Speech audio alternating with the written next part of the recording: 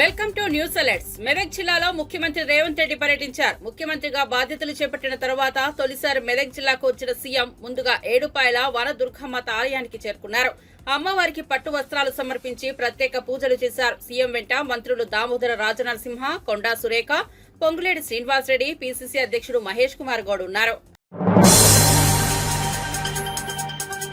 Christmas పండుగ వేళ తెలుగు రాష్ట్రంలోని క్రైస్తవులకు సీఎం రేవంత్ రెడ్డి శుభవార్తను అందించారు. క్రిస్మస్ సందర్భంగా సీఎం మెదక్ జిల్లాలో ప్రసిద్ధి చెందిన చర్చికి వెళ్లారు. చర్చిలో ప్రార్థనలు చేసిన అనంతరం సీఎం రేవంత్ రెడ్డి మాట్లాడుతూ తెలంగాణ ప్రభుత్వం క్రైస్తవులకు అన్ని విధాలుగా అండగా ఉంటుందని చెప్పుకొచ్చారు. అలాగే కాంగ్రెస్ ప్రభుత్వం ప్రతిష్టాత్మకంగా నిర్మిస్తున్న ఇందిరమ్మ ఇండ్లను దళిత, గిరిజన, క్రైస్తవులకు అత్యధికంగా ఇవ్వడానికి రాష్ట్ర ప్రభుత్వం ప్రయత్నం చేస్తోందని ఈ సందర్భంగా సీఎం రేవంత్ రెడ్డి చెప్పుకొచ్చారు. ఈ కార్యక్రమంలో సీఎంతో పాటు మంత్రి దామోదర రాజనరసింహ, పీసీసీ చీఫ్ మహేష్ కుమార్ గౌడ్, స్థానిక ఎమ్మెల్యే రోహిత్ రావు పాల్గొన్నారు. అంతకుముందు పలు అభివృద్ధి కార్యక్రమాలను సీఎం ప్రారంభించారు. ముఖ్యమంత్రి హోదాలో ఈ చర్చకు తప్పకుండా వస్తాను అని ఆనాడు భక్తులకు మాట ఇచ్చిన ఈరోజు చర్చ్ నిర్మాణం 100 సంవత్సరాలు పూర్తి చేసుకున్న సందర్భం, అదేవిధంగా క్రిస్మస్ పండుగ కూడా భక్తులందరి సమక్షంలో నిర్వహించుకోవాలని ఈరోజు ఇక్కడికి ప్రాంగణంకి రావడం జరిగింది. చాలా సంతోషదాయకమైన పండగ. మీ అందరినీ కలిసినందుకు నాకు చాలా సంతోషం కలిగింది. నా సూచన, నా విజ్ఞప్తి, పేదల ప్రభుత్వం ఉన్నప్పుడే రైతులకు ఉచిత కరెంటు కానీ ఈరోజు ఇందిరమ్మ ఇండ్లు ఏవైతే మనం నిర్మిస్తున్నామో అవి ప్రధానంగా దళిత క్రైస్తవులకే అత్యధికంగా ఇవ్వడానికి రాష్ట్ర ప్రభుత్వం ప్రయత్నం చేస్తున్నది. దళితులకు, గిరిజనులకు, దళిత క్రైస్తవులకు, గిరిజన క్రైస్తవులకు అత్యధికంగా లబ్ధి చేకూరుతుంది. ఈరోజు రాజీవ్ ఆరోగ్యశ్రీ ద్వారా 10 లక్షల రూపాయలతో పేదలకు ఉచిత వైద్యాన్ని అందిస్తున్నాము అని అంటే అది కూడా పేదలకే చెందుతుంది. 200 యూనిట్లు ఉచిత కరెంట్ ఈరోజు రాష్ట్ర ప్రభుత్వం అందిస్తున్నది అని అంటే ఇది కూడా పేదలకే చెందుతుంది. 500 రూపాయల పంట బోనస్ వరి పండించిన వాళ్లకు ఈ ప్రభుత్వం ఇస్తున్నది అంటే ఇది కర్షకులకు వారికి చెందుతుంది. 21,000 కోట్ల రూపాయల రైతు రుణమాఫీ చేసినామంటే పేద రైతులకే ఈరోజు ఆ రుణమాఫీ అందింది. ఇలా సంక్షేమ పథకాలు, ఫీజు రియంబర్స్మెంట్. ఈరోజు నేను ఒక మాట స్పష్టంగా చెప్పదలుచుకున్నా. ఆనాడు క్రిస్టియన్ మిషనరీస్ ఏదైతే ఎడ్యుకేషన్, హెల్త్ పట్ల ప్రత్యేకమైన శ్రద్ధ చూపించి పేదలకు ఏ దిక్కు లేని వాడికి ప్రభువే దిక్కు అని ఆనాడు గొప్పగా విద్యను అందించి, వైద్య సేవలను అందించి, సేవ అంటే ఇలా ఉండాలి అని ఈ సంస్థలు చూపించిన బాటలోనే ఈనాడు మా ప్రభుత్వం ఫీజు రియంబర్స్మెంట్ కానీ లేకపోతే రాజీవ్ ఆరోగ్యశ్రీ హెల్త్ పథకం కానీ తీసుకొచ్చినాయంటే వీటికి పునాదులు ఆనాడే పడ్డాయి. అదేవిధంగా ఈ మెదక్ చర్చ్ నిర్మాణం రాజ్యాంగ నిర్మాత అంబేద్కర్ ను అడుగడుగున అవమానించిన కాంగ్రెస్ పార్టీ ఆయనపై మొసలి కన్నీరు కార్చడం విడ్డూరమని కేంద్ర హోంశాఖ సహాయ మంత్రి బండి సంజయ్ కుమార్ విమర్శించారు. నాంపల్లి బీజేపీ కార్యాలయంలో ఏర్పాటు చేసిన మాజీ ప్రధాని అటల్ బిహారీ వాజ్పేయి శత జయంతి ఉత్సవాల్లో బండి సంజయ్ పాల్గొని వాజ్పేయికి నివాళులు అర్పించారు. ఈ సందర్భంగా ఆయన మాట్లాడుతూ మాజీ ప్రధానమంత్రి, భారతరత్న అటల్ బిహారీ వాజ్పేయి జయంతి సందర్భంగా కార్యక్రమాలు ఘనంగా నిర్వహించుకోవడం సంతోషంగా ఉందన్నారు. దేశం యొక్క శక్తిని, సామర్థ్యాలను అభివృద్ధి విషయంలో కూడా ఒక స్ఫూర్తిదాయక పాత్ర పోషించి రాబోయే తరాలను కూడా ఆలోచించే విధంగా చేసినటువంటి ఒక గొప్ప వ్యక్తి అటల్ బిహారీ వాజ్పేయి గారు. కాబట్టి పోఖ్రాన్ అణుపరీక్ష విషయంలో కానీ, అభివృద్ధి విషయంలో, చతుర్భుజి హైవే విషయంలో, అన్ని విషయంలో కానీ, గ్రామీణ సడక్ యోజన ఈరోజు గ్రామాలకు రోడ్ల సౌకర్యం కల్పించిందంటే అటల్ బిహారీ వాజ్పేయి గారు చూడండి. కాబట్టి పదవులకు ఆశపడకుండా ఇవాళ ఆ పరిస్థితుల్లో ఏఐటీఎంకే జయలలిత గారు మద్దతు ఉపసంహరించుకున్నప్పుడు కూడా ఇతర పార్టీల నాయకులు భారతీయ జనతా పార్టీకి వచ్చి మద్దతు తెలిపే ప్రయత్నం చేస్తున్నప్పుడు కూడా దాన్ని కాదని వాళ్ళ ప్రజల వద్దకే వెళ్తా అని చెప్పి తిరిగి ప్రజా తీర్పు కోరి అధికారంలోకి వచ్చినటువంటి గొప్ప మహనీయుడు అటల్ బిహారీ వాజ్పేయి గారు. కాబట్టి అప్పటి నుంచి ఇప్పటి వరకు కూడా వారిని స్ఫూర్తి తెలుసుకొని మనం ముందు పోతున్నాం. డాక్టర్ శ్యామా ప్రసాద్ ముఖర్జీ, పండిత్ దీన్ దయాళ్ ఉపాధ్యాయ లాంటి ఆ మహనీయుడి యొక్క ఆలోచనకు అనుగుణంగా ప్రజాస్వామ్య ఫలాలు అట్టడుగు ప్రజలకు అందాలని చెప్పి ఒక లక్ష్యంతో వారైతే పిలుపునిచ్చారో దాన్ని తూచా తప్పకుండా అమలు చేసినటువంటి ఒక గొప్ప వ్యక్తి అటల్ బిహారీ వాజ్పేయి గారు. కాబట్టి ఆ మహానీయుని యొక్క జయంతి వేడుకలను జరుపుకోవడం చాలా సంతోషం. దాంతోపాటు బాబాసాహెబ్ అంబేద్కర్ గారిని స్ఫూర్తిగా తీసుకొని వారి యొక్క ఆలోచనకు అనుగుణంగా కూడా ఈరోజు మనం ముందు పోయే ప్రయత్నం చేస్తున్నాం. కాబట్టి ఇప్పుడు నరేంద్ర మోడీ గారి ప్రభుత్వం ఆనాటి వాజ్పేయి గారి యొక్క పాలనా దక్షతను చూసిన తర్వాత శ్యామా ప్రసాద్ ముఖర్జీ, దీన్ దయాళ్ ఉపాధ్యాయ, బాబాసాహెబ్ అంబేద్కర్, అటల్ బిహారీ వాజ్పేయి గారు ఇలాంటి మహనీయులను స్ఫూర్తిగా తీసుకొని ఇప్పుడున్నటువంటి నరేంద్ర మోడీ గారి ప్రభుత్వం ఏ విధంగా అనేక అభివృద్ధి సంక్షేమ ఫలాలు అందిస్తున్నదో అందరూ తెలిసిందే. ఇవాళ రోడ్ల విషయంలో ప్రతి సంక్షేమ పథకం పేదల యొక్క ఆలోచనను అర్థం చేసుకొని ఎన్నికల్లో ఏ హామీ ఇవ్వనప్పుడు కూడా ప్రజల ఆలోచనలను, ప్రజల కష్టాలను, బాధలు తెలుసుకొని ఏ విధంగా అభివృద్ధిని మనం ముందు తీసుకుపోతున్నామో ఇలా దేశ ప్రజలు ఆలోచిస్తూ ఉన్నారు. ఇవాళ నాటి కేసీఆర్ కానీ నేటి రేవంత్ రెడ్డి గారు కానీ 70mm సినిమాలు, గ్రాఫిక్ సినిమాలు చూపెట్టి ఏ విధంగా ప్రజలు మభ్యపెడుతారో ఇలా తెలంగాణ సమాజం అర్థం చేసుకోవాలి. ఇవాళ రాష్ట్ర వ్యాప్తంగా, దేశవ్యాప్తంగా కాంగ్రెస్ పార్టీ యొక్క ఆలోచన విధానం మనం అర్థం చేసుకోవాల్సిన అవసరం ఉంది. ఇలా బాబాసాహెబ్ అంబేద్కర్ ను స్ఫూర్తిగా తీసుకొని ముందుకు సాగుతున్న పార్టీ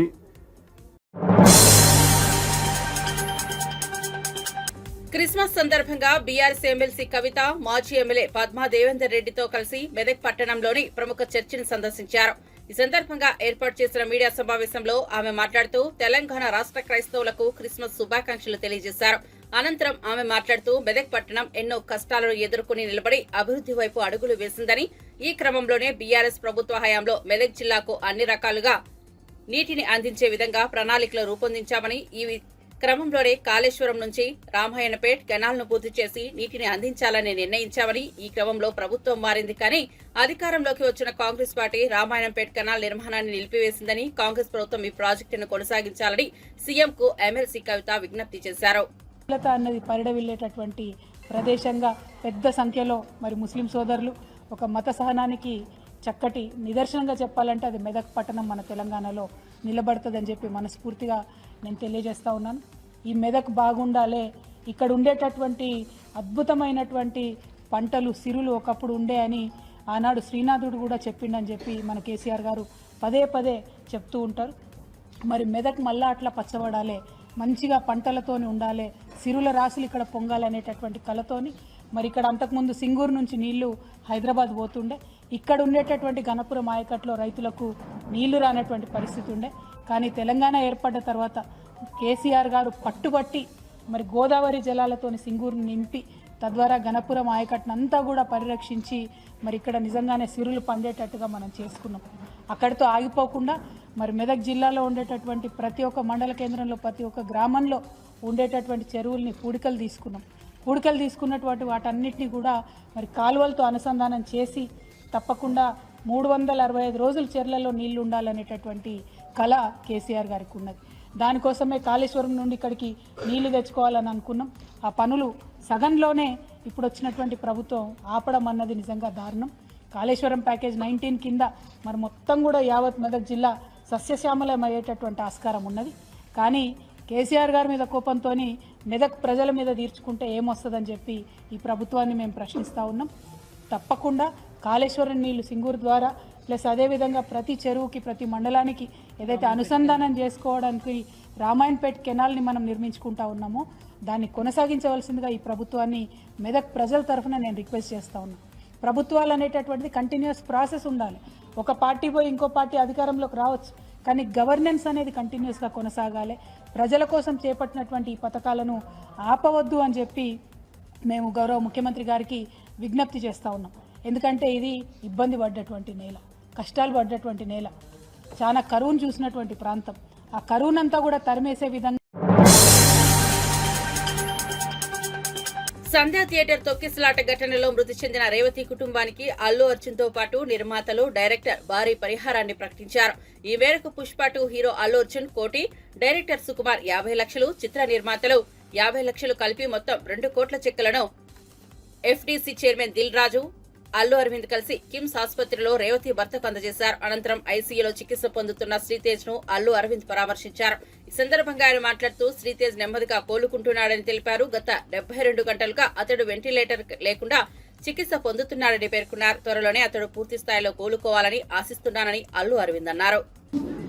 అల్లు అర్జున్ తరపు నుంచి ₹1 కోటి నిర్మాతలు శ్రీ రవి గారు, నవీన్ గారు కలిపి ఒక 50 లక్షలు మైత్రి తరపున, ఇంకొక 50 లక్షలు సుకుమార్ గారు ఆయనే వచ్చి ఉండాలి, వారి అన్నయ్య గారు అబ్బాయి అశోక్ వచ్చున్నారు. సుకుమార్ గారు విదేశాల్లో ఉన్నారు, ఆయన రాలేకపోయారు. ఇదంతా కలిపి ₹2 కోట్ల కుటుంబానికి అప్పచెప్పమని చెప్పి మన ఎఫ్డిసి చైర్మన్ రాజు గారిని రిక్వెస్ట్ చేస్తూ ఆ డబ్బుని వారికి రాజుగారికి అందజేసి వారి కుటుంబానికి అందజేయమని చెప్తున్నాను. నేనే ప్రత్యేకంగా అందజేయొచ్చు అనేది ఏదన్నా అనిపిస్తే అది లీగల్గా ఇలాగే చేయమన్నారు. ప్రభుత్వ ప్రతినిధి అయిన ఎఫ్డిసి చైర్మన్ రాజు గారి ద్వారా ఇప్పిస్తే మంచిదని మా లీగల్ డిపార్ట్మెంట్ చెప్పారు. ఇది ₹1 కోటి, ఇది ₹50 లక్షల.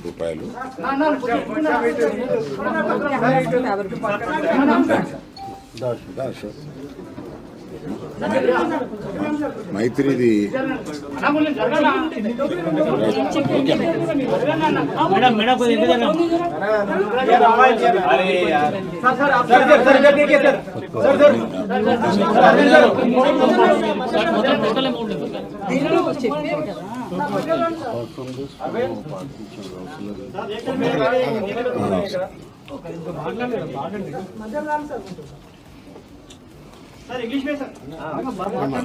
నేషనల్ మీడియా ఉందా ఇక్కడ?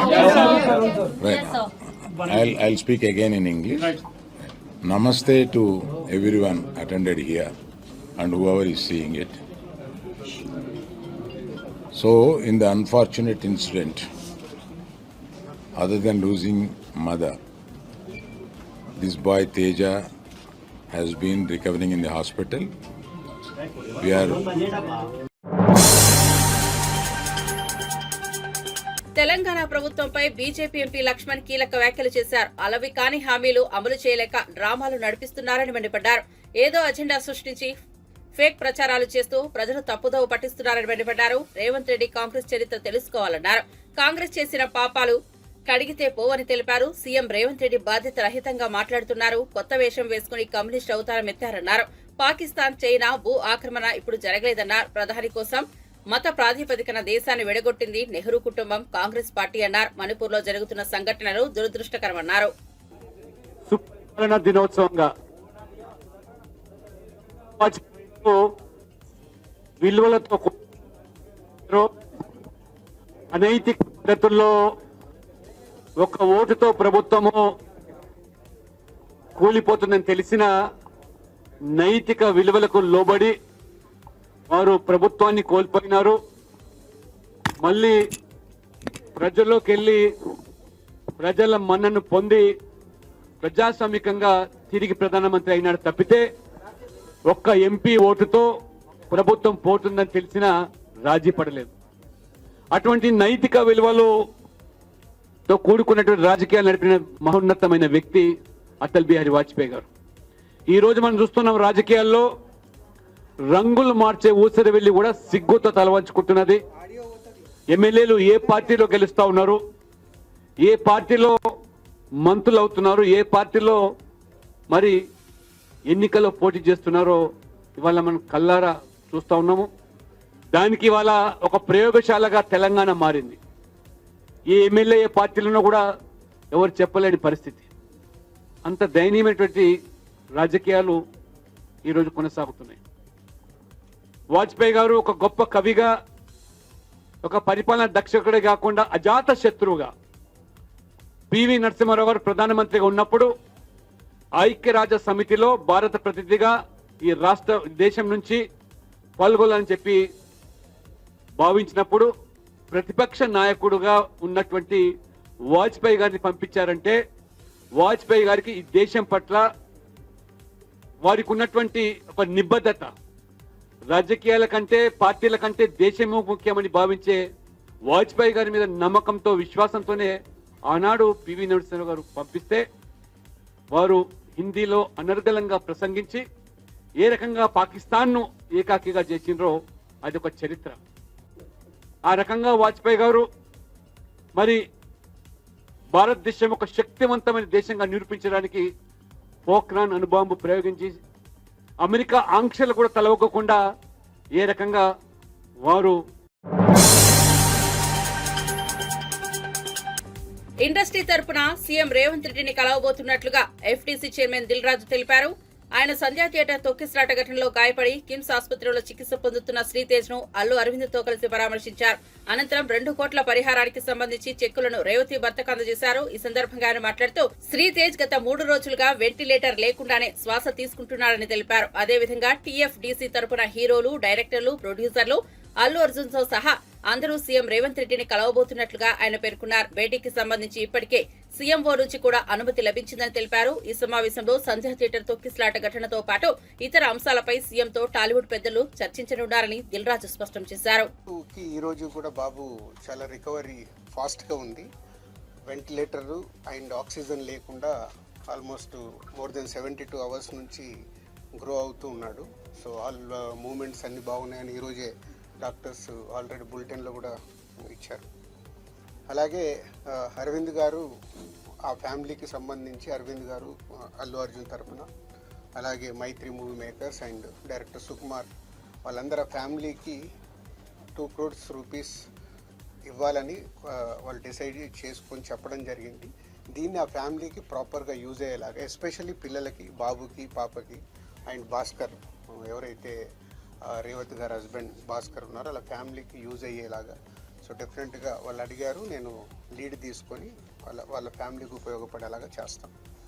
అలాగే ఇండస్ట్రీ నుంచి కూడా రేపు సీఎం గారు అపాయింట్మెంట్ అడిగాము. ఇండస్ట్రీకి సీఎం గారితో కూడా రేపు మీటింగ్ ప్లాన్ చేసాము. ఫర్దర్గా కూడా అన్నీ హెల్దీగా ఉండేలాగా ఎలా వెళ్ళాలి అని దాని మీద రేపు మీటింగ్ ఉంటుంది. సో అందరికీ మార్నింగ్ నుంచే కమ్యూనికేట్ చేస్తున్నాం. హీరోస్, డైరెక్టర్స్, ప్రొడ్యూసర్స్ అందరు కలిసి మీట్ అవుతాం. ఎఫ్డీసీ తరఫున ఈ ఫిలిం డెవలప్మెంట్ కార్పొరేషన్ తరఫున ఈ మీటింగ్ ఆర్గనైజ్ చేశాం. రేపు మార్నింగ్ 10 o'clock ఆ మీటింగ్. అందరూ వస్తారు. ఫిలిం ఇండస్ట్రీకి సంబంధించిన అందరినీ తీసుకురావాల్సిన బాధ్యత అటు గవర్నమెంట్తో కలిపిన బాధ్యత నాది. కాబట్టి నేను మార్నింగ్ సీఎం గారు అపాయింట్మెంట్ రాగానే అందరు కమ్యూనికేట్ చేసాం. రేపు మీటింగ్ ఉంటుంది. నేను ఫిలిం పర్సన్ కాబట్టి నన్ను సీఎం రేవంత్ రెడ్డి గారు ఆ సీట్లో ఉండి ఇండస్ట్రీకి గవర్నమెంట్ మధ్యలో బ్రిడ్జిగా ఉండాలని అడిగారు. భవానీ దీక్షల విరమణతో విజయవాడలోని ఇంద్రకీలాద్రిపై భారీగా రద్దీ నెలకొంది. దీక్షల విరమణ చివరి రోజు కావడంతో పెద్ద ఎత్తున భవానీలు తరలివస్తున్నారు. ఆలయ అధికారులు అన్ని క్యూ లైన్లను ఉచితంగానే దుర్గమ్మ దర్శనానికి అనుమతిస్తున్నారు. క్యూలో ప్రవేశించిన వారికి దర్శనం పూర్తయ్యేసరికి 2 నుంచి 3 గంటల సమయం పడుతోంది. జగన్మాత నామస్మరణలతో Indrakeeladri ప్రతిధ్వనిస్తోంది.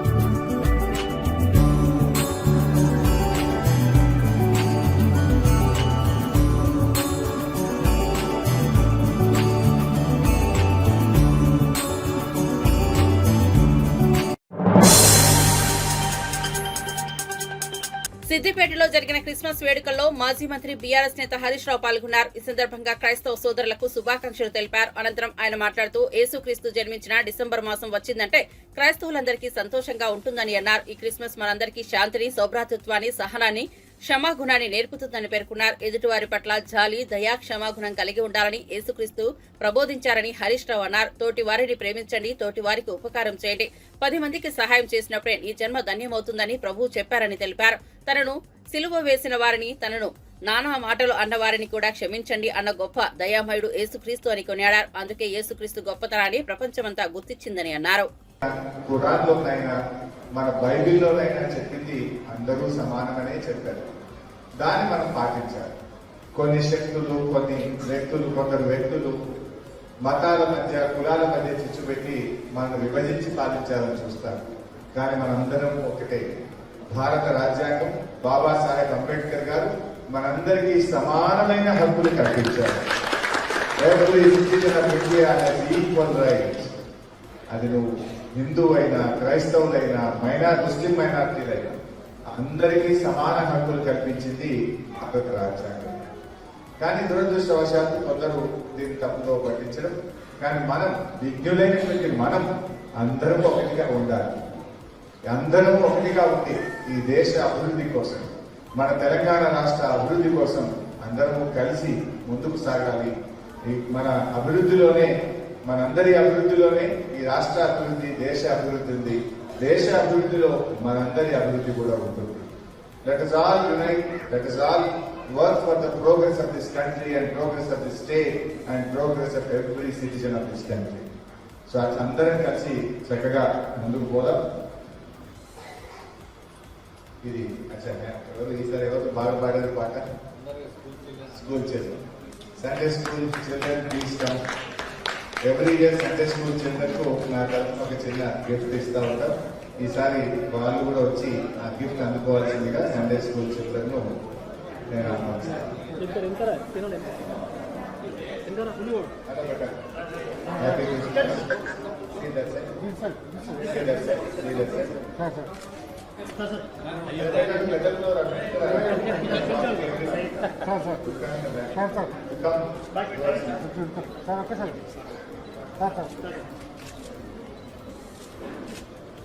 Happy Christmas to all of you.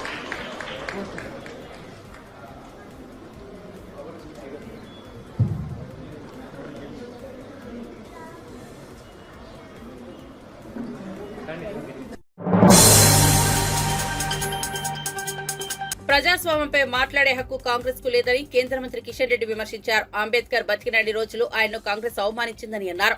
Hyderabad లోని బీజేపీ కార్యాలయంలో వాజ్పేయి శత జయంతి వేడుకలు ఘనంగా నిర్వహించారు. ఈ సందర్భంగా కేంద్ర మంత్రి కిషన్ రెడ్డి మాట్లాడుతూ ఎన్నికల్లో పోటీ చేసిన అంబేద్కర్ ను కాంగ్రెస్ ఓడించిందని తెలిపారు. మంత్రిగా ఉన్న అంబేద్కర్ తో నెహ్రూ రాజీనామా చేయించారని పేర్కొన్నారు.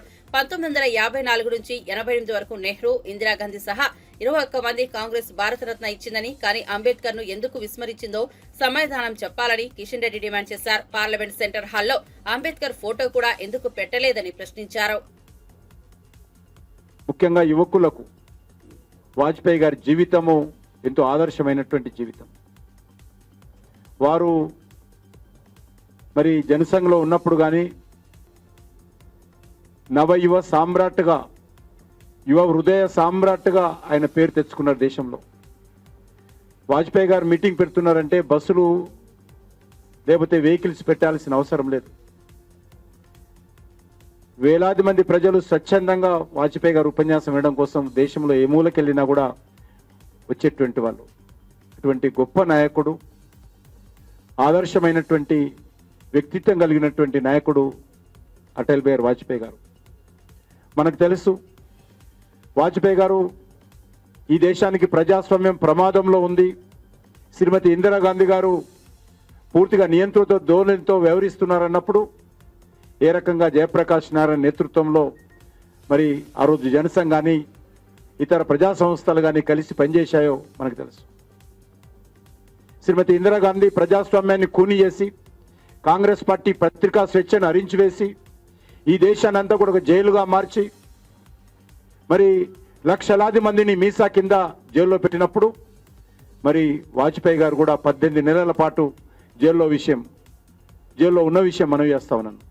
అద్వానీ గారు కానీ, లేకపోతే మన రాష్ట్రంలో వి రామారావు గారు కానీ, దత్తాత్రేయ గారు కానీ, ఇంద్రసేన రెడ్డి గారు కానీ, బంగారు లక్ష్మణ్ గారు కానీ, డిఎస్పి రెడ్డి గారు కానీ, జూపుడి యజ్ఞనారాయణ గారు కానీ, ఈ రాష్ట్రంలో కూడా వేలాది మంది ఆ రోజు జనసంఘ్ సంబంధించినటువంటి నాయకులు, రాష్ట్రీయ స్వయం సేవకు సంబంధించినటువంటి నాయకులు, అఖిల భారత విద్యార్థి పరిషత్ కార్యకర్తలు అనేక మంది జైల్లో ప్రజాస్వామ్యం కోసం ఏ రకంగా మరి శ్రీమతి ఇందిరాగాంధీ మీద పోరాటం చేసి జైలుకి వెళ్లారో మనకు తెలుసు.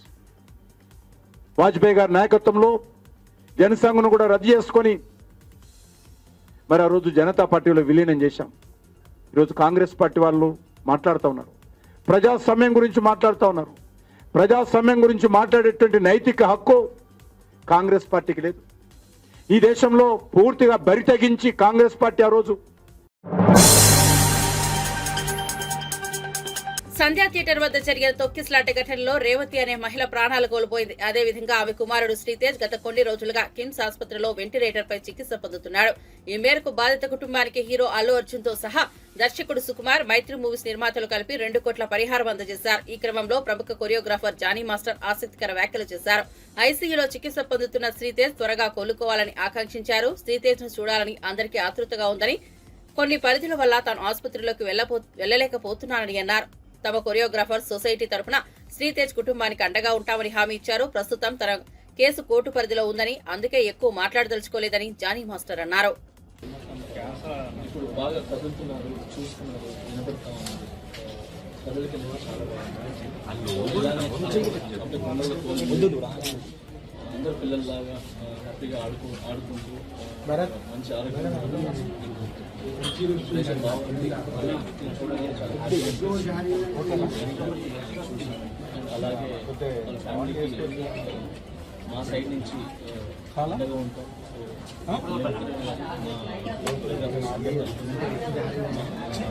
ఏదైతే యూనియన్ ఉందో అందరి తరఫున కూడా అండగా ఉంటామని చెప్పి చేసిందని చెప్పొచ్చు. ఫ్యామిలీకి ఖచ్చితంగా అందరికీ వచ్చి చూడాలని ఉంటుంది సార్. మీ అందరూ కూడా తెలుసు. సో అందరూ వచ్చి చూడాలని ఉంటుంది. కొన్ని పరిధులు ఉంటాయి, ఆ పరిధుల వల్ల ముందుకు రాలేదు. సో అంతకుమించి ఎక్కువ మాట్లాడలేదు సార్. సో ఇప్పుడు బాగా అందరూ వస్తున్నారు కాబట్టి హ్యాపీ. సో వచ్చి అందరూ చూసుకుంటాం. ఇక కాంట్రవర్సీ ఏం లేకుండా ఆ ఫ్యామిలీ బాగైపోయి మళ్ళీ అందరిలాగా అన్ని కుటుంబంలాగా బాగుండాలని కోరుతున్నాను సార్. నా కేసు కోర్టు పడలేదు కాబట్టి నేను మాట్లాడుతున్నాను. నాకంటే కొంచెం నా సైడ్ నుంచి లీగల్గా లాయర్స్ ఉన్నారు. సో నేను ఇంతవరకు మాట్లాడుతున్నాను. దయచేసి నాకు అర్థం చేస్తాను. చాలామంది అల్లు అర్జున్ కలిసి నా కేసు కోర్టు పడలేదు. నేను మాట్లాడుతున్నాను. ఇది నేను బయటకు వచ్చినప్పుడు ఫ్యామిలీతో గడపడానికి నాకు చాలా టైం సరిపోలేదు. సో నాకు వచ్చే సాంగ్స్ రిహార్సల్ చేసుకుంటూ సో ఫ్యామిలీని చూసుకుంటూ హ్యాపీగా. అయితే సోషల్ మీడియాలో వివాదాస్పద జ్యోతిష్కుడు వేణుస్వామి తన పెద్ద మనసును చాటుకున్నారు. సంధ్యా థియేటర్ తొక్కిసలాట ఘటనలో తల్లిని కోల్పోయి తీవ్రంగా గాయపడి కిమ్స్ ఆసుపత్రిలో చికిత్స పొందుతున్న శ్రీతేజ్ ను వేణుస్వామి పరామర్శించారు. శ్రీతేజ్ కు ఆర్థిక సహాయంగా అతని తండ్రి భాస్కర్ కు 2 లక్షల చెక్కులు వేణుస్వామి అందించారు. సినీ రాజకీయ ప్రముఖులకు జ్యోతిష్యం చెప్తూ తరచూ వివాదాల్లో చిక్కుకుంటూ విమర్శలకు గురవుతుండడమే వేణుస్వామి చేసిన సహాయం ఇప్పుడు చర్చనీయాంశంగా మారింది. సినీ ఇండస్ట్రీకి చెందిన బడా హీరోలు, హీరోయిన్లు, నిర్మాతలు, దర్శకులు, రాజకీయ ప్రముఖుల కంటే కూడా శ్రీతేజ్ వ్యవహారంలో వేణుస్వామి గొప్పగా స్పందించాడనే టాక్ వినిపిస్తోంది. ఇప్పుడే శ్రీతేజ్ చూసి రావడం జరిగింది. సో వాళ్ళ నాన్నగారు టచ్ చేసినప్పుడు తను రియాక్ట్ అవుతా ఉన్నాడు. సో వెంటిలేటర్ మీద కానీ ఆక్సిజన్ కానీ లేకుండా ప్రజెంట్ ఉన్నాడు. సో ఖచ్చితంగా తను త్వరలో కోలుకుంటాడని ఆశిద్దాం. ఖచ్చితంగా వాళ్ళకు సంబంధించి ఏమేమి సహాయం చేయాలి అంటే చాలామంది చెప్తా ఉన్నారు. అపమృత్యు దోషానికి సంబంధించి మృత్యుంజయ హోమాన్ని నిర్వహించాలని చాలామంది అడ్వైజ్ చేస్తూ ఉన్నారు. సో అది నేను నా సొంత డబ్బులతోని నిర్వహిద్దామని చెప్పేసి నేను ఫిక్స్ అయినా. సో తనకు కూడా వాళ్ళ ఫాదర్కి చెప్పడం జరిగింది. మృత్యుంజయ హోమాన్ని నా సొంత ఖర్చులతో నిర్వహిస్తాను. అలాగే ఒక 2 లక్షల రూపాయలు ఆ పాపకి సంబంధించి, ఎందుకంటే అక్కడ పాప కూడా ఉంది. సో చాలామంది శ్రీతేజ్ గురించే మాట్లాడుతూ ఉన్నారు, బట్ పాప గురించి మాట్లాడలేదు. కాబట్టి నా వంతు సహాయంగా అంటే సుమారు ఒక 1000 సినిమాలకు ముహూర్తం చేసినటువంటి ఒక పురోహితుడుగా లేదా పూజారిగా నేను కూడా సినిమా సొమ్మును తిన్నాను. కాబట్టి ఒక 2 లక్షల రూపాయలు వాళ్ళ ఫ్యామిలీకి ఇవ్వాలి అనేటువంటి ఉద్దేశంతో వాళ్ళు ఇక్కడికి రావడం జరిగింది. నేను చూశానండి, నేను చూశాను. సో ఒక 90% డెవలప్మెంట్ ఉంది. 90% అంటే మెయిన్ ఆక్సిజన్ లేదు, ప్లస్ వెంటిలేటర్ లేదు. సో వాళ్ళ ఫాదర్ టచ్ చేసినప్పుడు ఏడుస్తూ ఉన్నాడు. అది నేను కళ్ళలో నీళ్ళు వస్తున్నాయి. సో అంతవరకు అయితే నేను ఇవాళ గమనించింది అయితే అది ఈరోజు. బాబులో కదలిక ఉంది, ఆక్సిజన్ లేదు. ఎట్ ది సేమ్ టైం ఆ వెంటిలేటర్ కూడా తీసేసినారు. సో ఒక నెల అటు ఇటు అయినా ఖచ్చితంగా కోలుకుంటాడు అనేటువంటిది నా ఉద్దేశం. దానికోసమే మన మృత్యుంజయ హోమాన్ని కూడా ఈ వారంలో నిర్వహించడానికి నేను నిర్ణయం తీసుకున్నాను. మృత్యుంజయ హోమం వల్ల ఎటువంటి ఉపయోగాలు? అదే ఎవరైతే అపమృత్యు దోషం అంటే దగ్గరగా ఉంటారో, క్రిటికల్ పొజిషన్లో ఉంటారో వాళ్ళు బయట పడడానికి నిర్వహించేటువంటిది మృత్యుంజయ హోమము. సో ఆ మృత్యుంజయ హోమాన్ని నిర్వహించాలి అనేటువంటిది నా సంకల్పం. మాట్లాడినాను. ఇప్పుడు వాళ్ళ ఫాదర్ వస్తే అది కూడా మాట్లాడి దానికి బాబు వాళ్ళు కూడా రావాలా, లేదంటే మీరు చేస్తే సరిపోతుంది? హోమం మన ఆఫీస్లో కానీ ఫామ్ హౌస్లో కానీ నిర్వహిస్తాం. అంటే వాళ్ళ తరపున ఎవరో ఒకరు సంకల్పానికి రావాలి కదా, అందుకని. ఎన్ని రోజులు? 3 రోజులు ఉంటుంది. ఇప్పుడు ఏ నెలలో నిర్వహిస్తారు? ఇప్పుడే ఇమీడియట్గా చేయాలి కదా, దానికి డేట్ చేయాలి. కానీ వాళ్ళ ఫాదర్ ఎవరన్నా ఒకళ్ళు వాళ్ళ తరపున సంకల్పం చెప్పడానికి రావాలి కదా, అందుకని.